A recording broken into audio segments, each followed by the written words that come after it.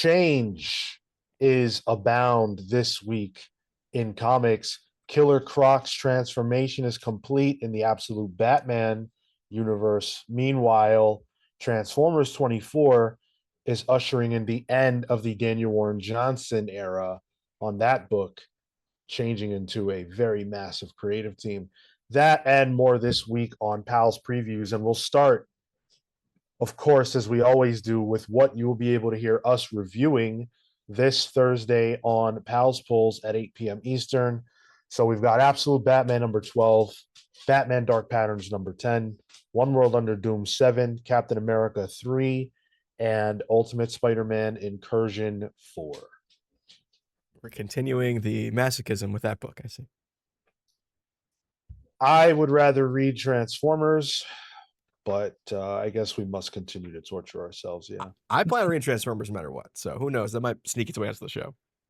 He'll probably win the poll. I mean, yeah, fingers crossed. Yeah, it is on the poll because there are a lot of big books out, and I figure if you want us to read it that bad, it'll make its way on the show. So, yeah, what are you guys thinking as far as your pick of the week? It's a toss-up right now between potentially Captain America and Dark Patterns. I'm leaning towards Dark Patterns just because I know that book has been consistent. Waters and in Sherman on art, like it's been such good eats that I'm very excited for this, and I just think it's gonna be good. So I'm gonna go with that. I mean, yeah, it's the start of the new arc too. It's the final arc.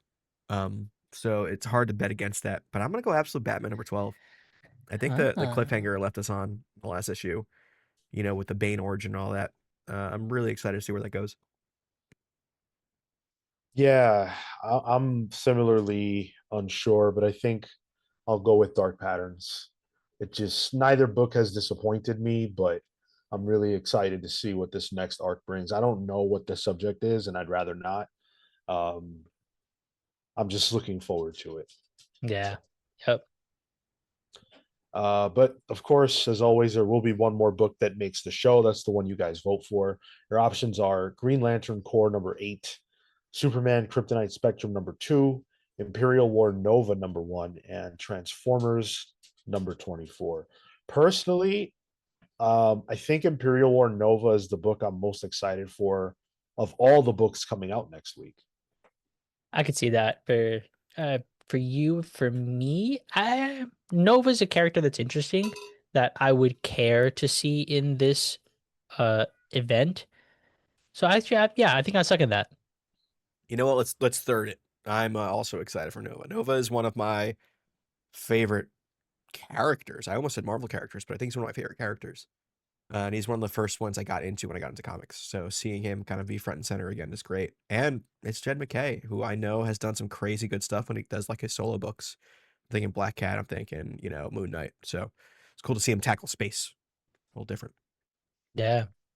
And I will say, Jed MacKay's name being on the book doesn't dissuade me. It makes me feel like Marvel wants something out of this. Like they have expectations for what's coming next with Nova, and that's a good sign. So, yeah. I'll be reading this either way. You guys vote for what you want. It's pretty close right now. I thought Transformers would be running away with it, but it is still early yet. So make sure you guys vote in the poll, which is up on our under the post tab on our YouTube channel.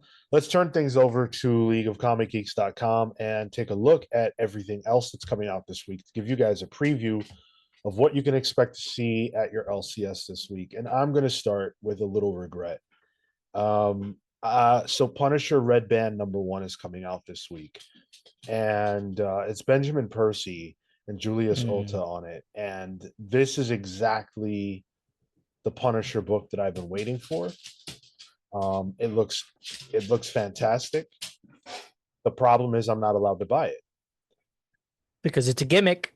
I forgot. It's a Red Band. Yeah. Hit up your boy, Bean. I'm banned. Bean's been gone for a while. In that estate. The game. Yeah. Man, I was about to say, like, I thought you were regretting like not putting it on the show, and I was like, let's do it. Let's do a 7-book week. But I'm not gonna make you break your vow. I would love to read it. I would love to be able to talk about it. I am banned, so maybe we'll have to discuss it with the audience. But I think this book will be excellent. I really do. You should talk about it, but like turn around and have a fake mustache on. I know you already have an actual mustache, but like you should. That would be a fun bit, right? Hey, who could he be? Right. Oh, you can put glasses on. I'm like, damn it, I'm already in disguise. I uh, suspect this book will be really good. Yeah, yeah. Ben Percy on solo, kind of harder edge books is good. That is a good track record. uh, I'm thinking uh, Red Hood.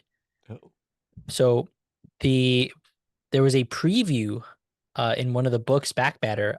Jeff Spoke's art it really speaks to me. yeah. And just that little intro, I don't think I needed all that much to kind of get me interested. So I'll give it up to DC for having some effective marketing. Gretchen Felker Martin is writing with as mentioned Jeff Spokes on art. So interested. Yeah, I'm unfamiliar with Gretchen Felker Martin. It looks like she was in a couple of those DC Pride books. And she had done some Red Hood stuff in like backups. So at least that's a writer continuing with the character. But man, Huntress is in this too. Jeff Smokes Yeah. did that really good was it Jenny Sparks book that I Oh, liked. You didn't care much for it, you guys, but I quite yeah. enjoyed it. And the art definitely was no slouch. So I'm cautiously optimistic for a Red Hood book, which is a phrase that hurt coming out of my mouth. Let's call out a couple things for me. I want to call out what do we got here? There was one specific that I wanted to call out. There it is. There it is. Aquaman. So Aquaman's been an interesting story. This is kind of this is Aquaman number 9. This is writer Jeremy Adams. Let me just make sure I know who is on art for this issue here. John Timms. John Timms. Okay, John Timms is on art here. Yeah, so he's continuing the art. This is a weird book. We thought it would tie into the whole dark side of it all because the first issue, Aquaman sees this Omega symbol and kind of swims into it. But for some weird reason, Atlantis has kind of been zapped into an alternate dimension that is between worlds, and it's in the blue a bit as well. It's like this ever rolling wave of the blue. It's a real sci-fi leaning book, but it's also very much underwater. Things happen in it that have been interesting. There have been some big changes for supporting characters in the Aquaman world. But also one of the Wonder Twins is in it. So I'm also in. I guess this is Aquaman emerging from all that and now going back to the JLU. See what happens there. But I've been having a fun time with this. That last issue was so good. And I was just starting to Yeah. think because issue 7, I was like, but issue 8 was so awesome. So I'm right there with you on Is this. We were is it treading any water for like 2 issues, but it really picked back up. is it any different in terms of like pace from what we had the first 2, 3? Like, have we deviated a lot? It's still that story, but that story is done, essentially. Like it gets to the point that it's trying to get to. Mm, It's definitely like I was actually thinking about you, Marco, while I was reading the last couple issues, and I was thinking like I can see why Marco doesn't like this. Like mm, I like it, but I can see why you don't. okay. I don't think Okay. it's for you. Yeah. Okay. Fair enough.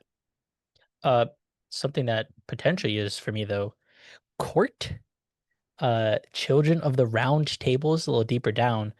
This is a Tom Taylor joint doing one of those Elseworld Oh situations. yeah. Um, I'm going to read the description here. For centuries, an elite force known as the Camelot Corps has protected ancient secrets, waiting for the day when these myths are needed by the world. That day is today. Young Fell, Connor, and their friends are stunned when they're almost crushed by a giant stone falling from the sky. This breaks out into magic, sorcery kind of thing. But what's drawing me is the art from Danielle de Nicuolo.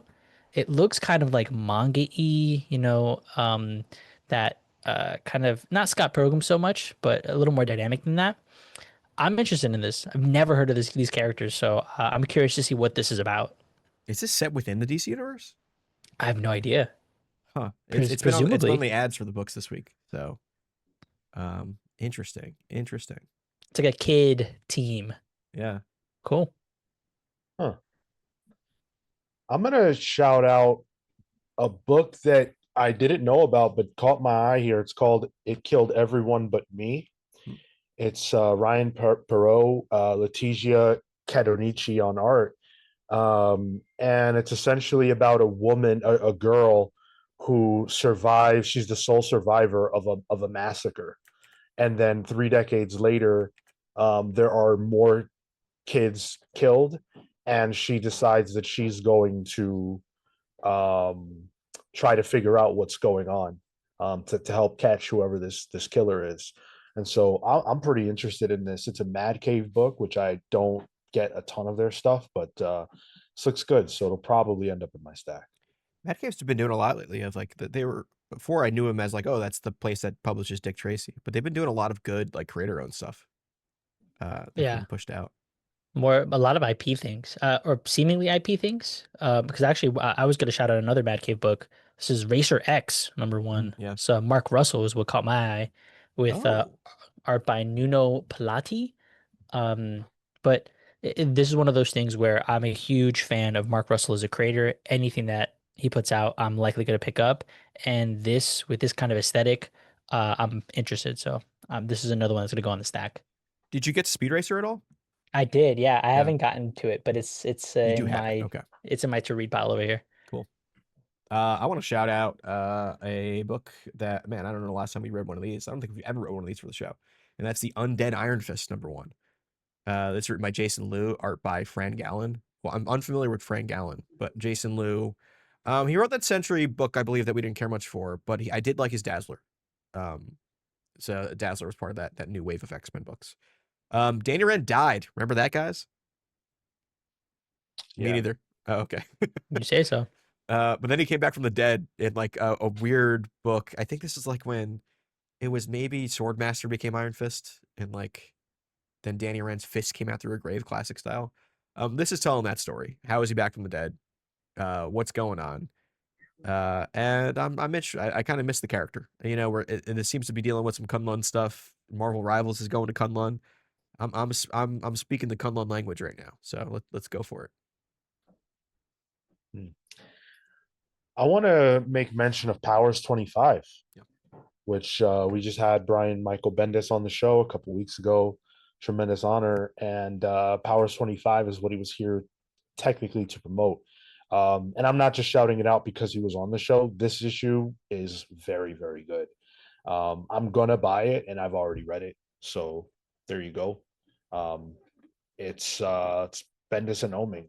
They're a classic, legendary creative tag team that is on many people's Mount Rushmore of, two creators working together, and they haven't missed a beat according to this issue. So I will be on the hook for this. Yeah, same. Excited to have this in my hands. It's prime Bendis. It feels like Bendis for sure, and I mean that in the best way possible. Something a little out there, but this is a Dynamite book. Blue Falcon and Dynamite. Yes. What? Hanna-Barbera ass characters? What the hell is going on? I Um, love these characters, dude. I'd always recognized Dynamite from the show, right? But I've never really had interaction with it. It's one of those things like I know what Wacky Races is, but I've never actually like sat down to watch a full episode. But they've been coming out with like these kinds of books, so I'm interested to give this one a shot. This is from Jimmy Okay. Palmiotti, and then Pascal Colano on art. So they have a strong creative team. I'm sure they have something to say. Dynamite's great. Dog with like Inspector Gadget ass powers. Yeah.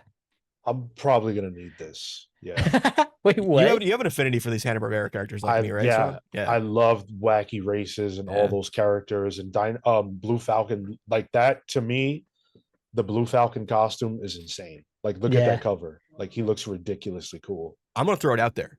Dynamite. I have a Peter Potamus story I've been meaning to tell. So if you get to that, if you're really scraping the bottom of the Hanna-Barbera barrel, I'll help. Nick Barucci of Dynamite is pretty accessible, so you never know. Peter Potamus. Oh my God. Yo, you unlocked something right now. I have to Google that. You ask, what about Squidly Diddly? You a Squidly Diddly guy, Marco? Maybe a little bit of Grape Ape. Grape Ape for sure. Yeah. Squiggly Diddly. Oh, damn. Yeah, this is my jam. I might check this out too. Honestly, that's a lot of fun. One that I am interested to check out, and I had it on my phone. Where is it on the screen? There it is. Remember a writer by the name of Jeff Loeb?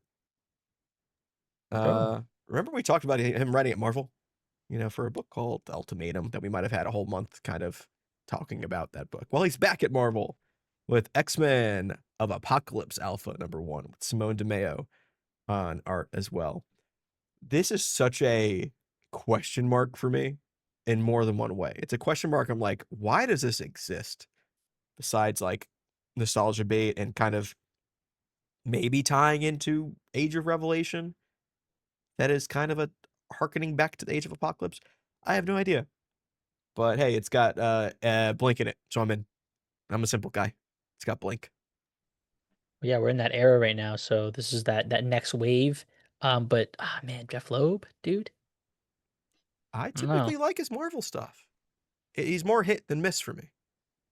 Okay. But I did not read a lot of Ultimates, so that's why he's probably hitting more than missing. I'm all out. Yeah. I mean, I'm not buying X-Men anyway, but I'm definitely all out. Like I wouldn't want to touch this regardless. Man, not a morph guy. Okay.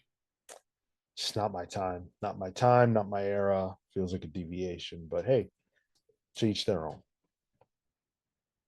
Any last shout outs? Nothing from my end. No, I think I'm good. Okay. Very interesting week to come. Hopefully, you guys will join us on Thursday for Pals Pulls. Of course, that is at 8 p.m. Eastern. Thank you so much for watching. Leave it in the comments if there are any books we neglected to shout out that you think are worth picking up. Maybe we'll give them a shot. Until next time, take care, guys.